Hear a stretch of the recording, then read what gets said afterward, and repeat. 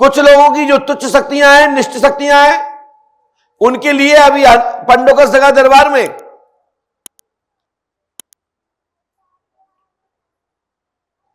सात्विक फल द्वारा बलि केंद्र स्थल बन रहा है, जहां संबंधित तुच्छ शक्तियों को समाहित करने के लिए, उनको तृप्त कर उनको मोक्ष गति देने के लिए और आप पर से हटाने के लिए अप्रैल तक यह बलि स्थान बन रहा है, जहां फल, श्रीफल के अंतर्गत आने वाले जितने भी बल प्रथा हमारे अध्यात्म पराशक्ति में महापुरुषों योगियों ने जो सात्विक बल के रूप में जीव की हत्या की जगह पर जीव बल के अलावा उसका समाधान निकाला कि श्रीफल के माध्यम से उनका भोज, उनकी तृप्ति हेतु बल दिया जाएगा, जिसको बोलते हैं श्रीफल।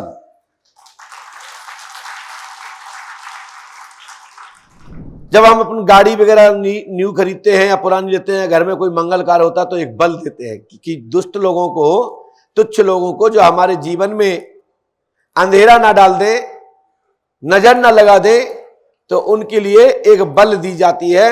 वो होता है नारियल। तोड़ते हैं ना, कोई तार उस गाड़ी के पहिए से तुड़वा देता है, टार से, कोई लोग जमीन में फोड़ देते हैं और वहीं पर जल चढ़ा देते हैं। वहीं थोड़ा सा उसमें जो भी है, कोई कॉमेडी की दे देता है, कोई नींबू की दे देता है, और ये बल प्रथाएं हमारे अथर्ववेद के अंतर्गत मंत्र चिकित्सा में आई है। तो आत्माओं की तृप्ति के लिए जो हटी होती हैं, दुष्ट होती हैं, वो नहीं मानती हैं, या वो घटने का ज्यादा योग होता है, तो उसको नाम से उसकी बल देकर के समाधान कर दिया जाता है। ये हमारे महर्षियों की और संतों का शोध है, और ये 99 नहीं 101% फलीभूत भी है।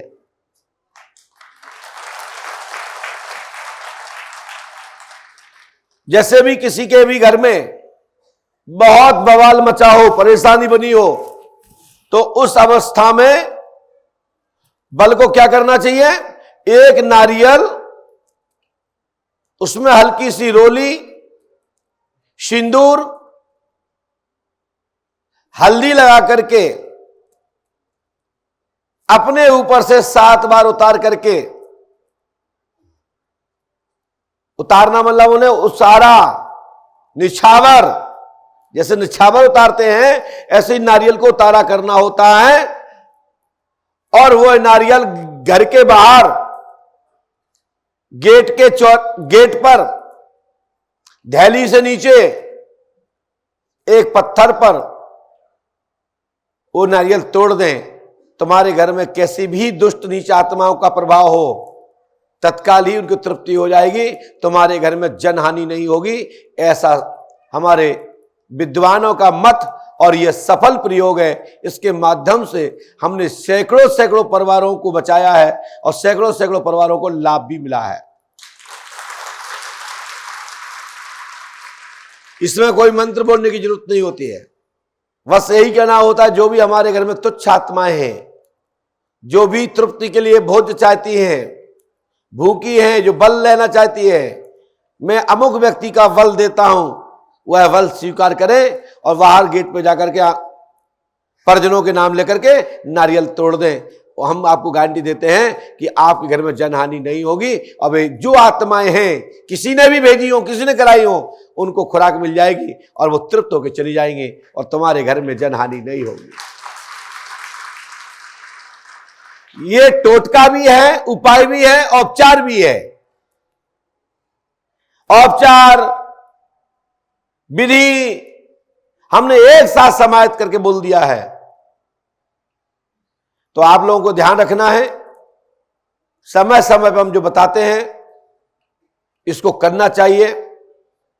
और घर में कोई भूतबाधा प्रेतबाधा हो भी तो सफल प्रयोग है ही, और ना भी हो तो भी सफल प्रयोग है कि तुम्हारे घर में कोई भी तुच्छ आत्मा प्रवेश 1 वर्ष तक नहीं करेगी।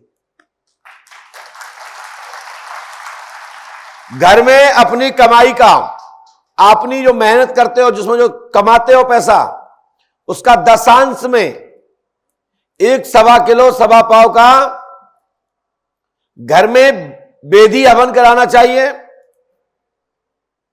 अपने पुरोहित पंडित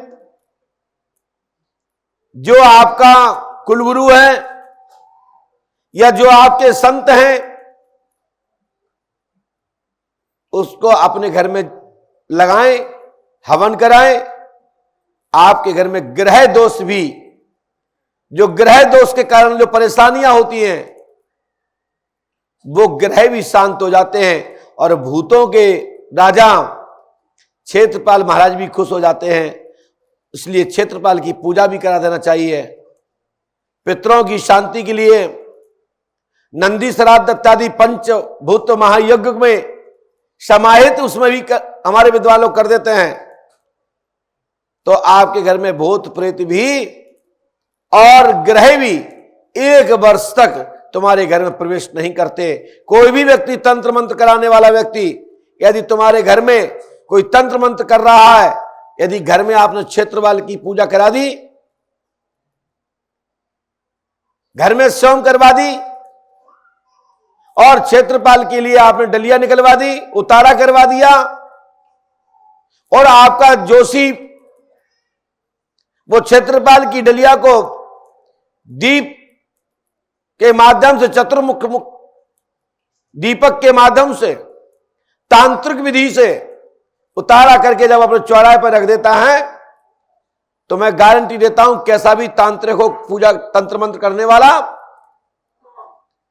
उसका तंत्र मंत्र वहीं खत्म हो जाता है और 1 वर्ष तक वह आत्मा अंदर प्रवेश नहीं कर सकती, क्योंकि सबका अधिकारी है क्षेत्रपाल महाराज। संपूर्ण भूत प्रेत बाधाओं के मालिक हैं क्षेत्रपाल जी। जैसे किसी के घर में जो बड़े बड़े बिजनेसमैन होते हैं, इनके पास बड़ा बड़ा पैसा होता, तो वे क्षेत्रीय पहले अधिकारियों से संपर्क साधते हैं, बताइए ये आदमी कैसा है, इस व्यक्ति के पास धन दौलत कैसी है। तो इनकम टैक्स, सेल टैक्स के छापे लगते हैं। और यदि आपका टाइम पर आपका टैक्स भरा गया और प्रॉपर आपकी गाइडलाइन ठीक है, तो आपके घर में छापे नहीं लगते। इसी प्रकार से आपने अपने कमाई का 10 धर्म के कार्यों में, मंदिरों में, मठों में, बच्चों, गरीब बच्चों के शादियों में, ब्याहों में, बड़े बुजुर्ग जो हमारे वृद्धजन हैं, जो अनाथ हैं, यदि उनको आपने भूखे को एक टाइम आपने भोजन खिला दिया, प्यासे को पानी पिला दिया, राहगीर रास्ते में चलने वाले यात्रीजनों को प्रसाद भोजन खिला दिया, तो आपके पूर्वजों को तृप्ति मिलती है। वही 10 में थोड़ा थोड़ा हर स्थान पर लगाना चाहिए। यानी 100 रुपए कमाने वाला व्यक्ति 10 रुपए को 10 जगह लगाएगा तो 10 कार्य सद जाएंगे और कहीं ना कहीं तुम्हारा वो किया हुआ दान काम में आ जाएगा। ऐसा महर्षियों की चर्चा है, ऐसा संतों की चर्चा है, ऐसा शास्त्र पुराण भी कहते हैं, हमारे योगीजन भी कहते हैं, आचार्य पंडित भी कहते हैं कि दान पुण्य करना चाहिए। जो दान पुण्य करना जानते हैं उनके लिए तो यह सफल प्रयोग है, और जो नहीं जानते और जो नहीं मानते, तो हम नहीं कहते ना मानो, कि मान जाओ, तुम्हें हमारी बात अच्छी लगे तो मान लो और ना लगे तो हमारी बात यहीं पे छोड़ देना। हम तो अपनी बात इसलिए कह रहे हैं क्योंकि पंडोकर धाम पीठाधीश्वर होने के नाते और न्याय, सत्य ज्ञान, सत्य मार्गदर्शन और होने वाले जीवन में जो गति अवरोध है, मानव जाति के संकट को टालने के लिए उपाय बताना हमारा मूल धर्म है। सत्य पर चलाना हमारा मूल धर्म है।